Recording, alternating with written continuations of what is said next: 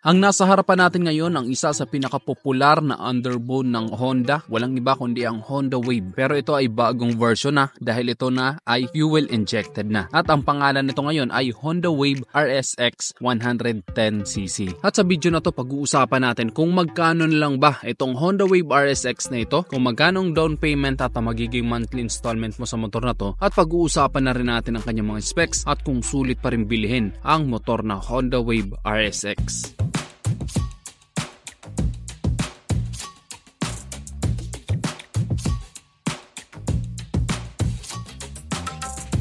Nandito tayo ngayon sa Motor Trade Honda Centro Oriental, Pulangi, Albay. At ayan, nasa harapan natin ngayon ang Honda Wave RSX Color Candy Caribbean Blue. At tingnan mo naman, napakaganda ng kanyang disenyo at ang ganda ng kanyang color combination. Combination nito ang color glossy blue at black. Then maganda din yung kanyang mga decals. By the way, itong Honda Wave RSX na ito ay ang batang kapatid ng Honda Winner X. Dahil sa Malaysia, ang Honda Winner X ay Honda RSX 150. Kaya pagdating sa kanyang forma, medyo nakahawig siya ng kaunti sa Honda Winner X. Anyway, pagdating sa makina nito, ito ay 109cc, 4-stroke, single overhead cam, air-cooled. Ang bore and stroke nito ay 50 by 55.6mm at ito ay naka-manual 4-speed. Ang compression ratio nito ay 9.3:1 at ang kanyang maximum power ay 6.46 kW at 7,500 RPM with a maximum torque of 8.70 Nm at 6,000 RPM. At dahil ito ay program fuel injected na rin, matipid ito sa gasolina. Kumukonsumo lang ito ng 69.5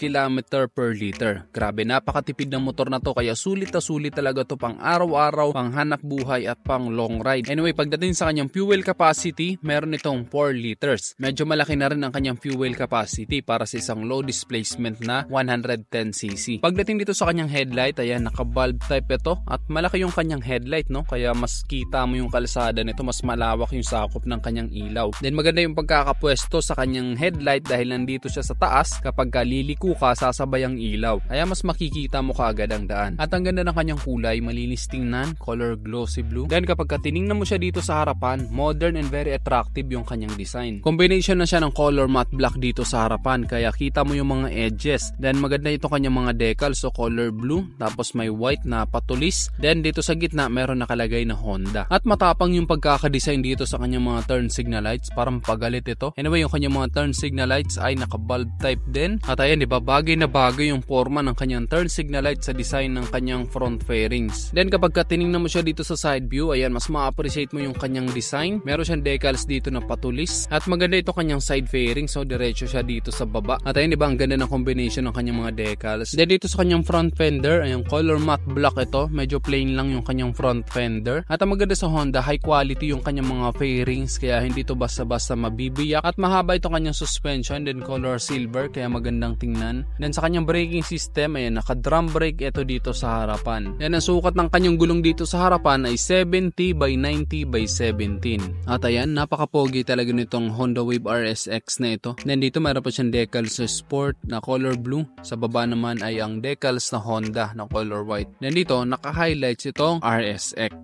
Maganda rin pagkakadesign ng decals na RSX, bagay na bagay sa kanyang forma. Then dito sa baba may nakalagay na PGM-FI or Program Fuel Injection. Then may mga butas din itong kanyang fairings dito para singawan ng hangin. Ayan, dito sisingaw.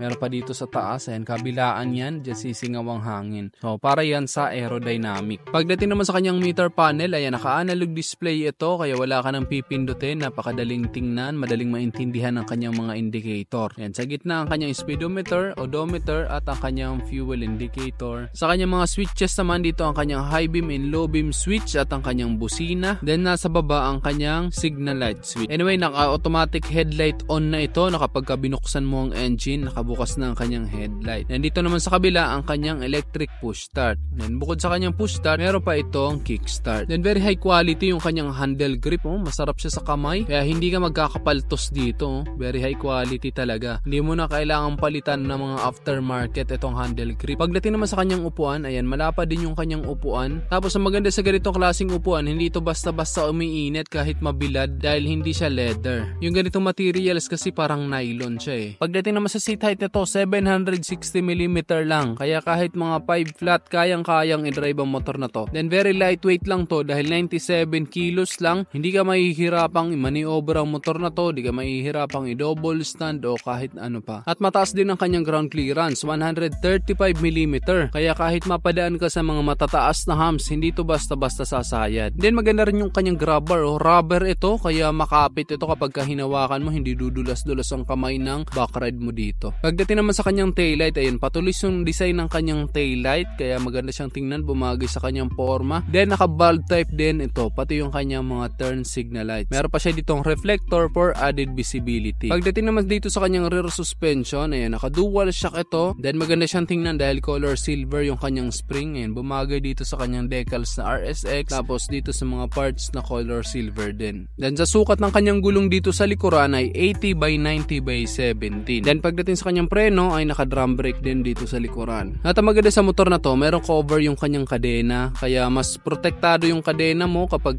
maputik, kapag maraming debris. Yan, hindi siya basta-basta masisiksikan ng mga dumi. So mas tatagal ang buhay ng kadena mo, hindi ka basta-basta mapuputulan. Yan, safe na safe din ang paa mo dahil meron itong mahabang heat guard, and color silver din yung kanyang heat guard, kaya bumagay sa kanyang forma. Then pagdating naman sa kanyang presyo, ang kanyang cash price ay 64,760 pesos. Pwede mo pa siyang i-avail ng installment. Ang minimum down payment tala dito ay 4,000 pesos lang, at ang magiging monthly installment mo sa 36 months or 3 years ay 3,064 pesos lang. At meron ka ng Honda Wave RSX 110 na color candy Caribbean blue na napakaganda, very sporty, very modern, napaka-astig talaga. Perfect pang araw-araw, pang hanap buhay dahil napakatipid sa gasolina. Then very low maintenance lang din ito. At ang maganda pa dito, sobrang affordable lang din yung presyo ng kanyang mga piyesta, kaya hindi sasakit ang bulsa mo. Anyway, kung naghahanap ka ng Honda Wave RSX,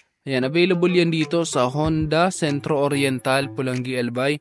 Visit na lang kayo dito sa kasa nila para makita nyo pa yung iba pang mga motor. At ayun guys, ang masabi ko dito sa Honda Wave RSX na to, sulit na sulit pa rin talaga ang pera mo dito. Hindi ka magsisisi. At siguradong tatagal sa iyo ang motor na to dahil nga Honda yan. Basta nasa tamang pag-aalaga lang, tatagal talaga sa iyo to ng sobrang tagal. Kaya guys, ano masabi nyo dito sa Honda Wave RSX color candy Caribbean blue? I-comment nyo na lang sa baba, at kung nagustuhan mo naman ng video to, just hit like. Kung bago ka lang sa aking YouTube channel, huwag kalimutan mag-subscribe. Click mo na rin ang notification bell para sa mga susunod kong video ay updated ka palagi. Yan na guys, hanggang sa muli, ako si Rosgo TV. Ride safe always and God bless.